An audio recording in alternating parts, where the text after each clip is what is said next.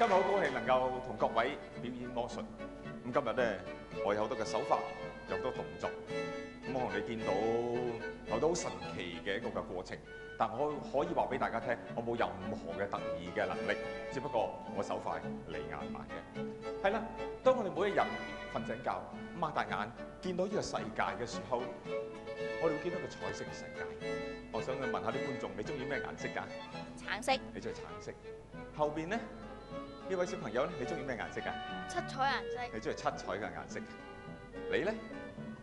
綠色。你中意綠色。你咧？白色。中意白色。咁大家好似頭先所選擇嘅顏色都冇一個相同喎。你咧？你個咩嚟？紫色。你中意紫色。我哋生活喺一個有色彩嘅一個世界，一個繽紛嘅世界。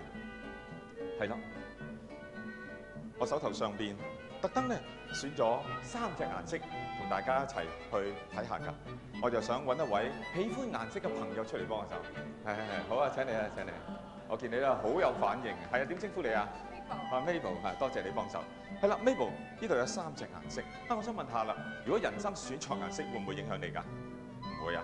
呢度有3隻顏色，大家好常見到㗎，就係紅綠燈過馬路要小心。如果咧我哋睇錯顏色過馬路咧，真係會影響你一生。咁無論點都好啦，呢度3隻顏色，你喜歡邊隻顏色㗎？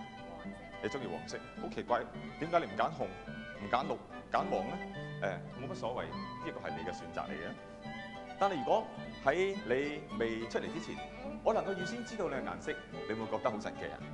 會啊，呢度請你讀出嚟好嘛？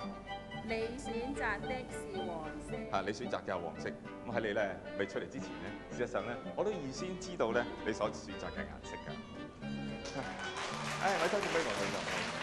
係啦，我想問你，我唔知道咧你自己會唔會曾經即係做錯嘅事情啊，或者有啲秘密，其實唔好想讓人知道㗎。咁但係如果一位嘅魔術師真係好似我剛才有呢個能力知道你預先嘅選擇，咁你會唔會中意我做你朋友咧？點解咧？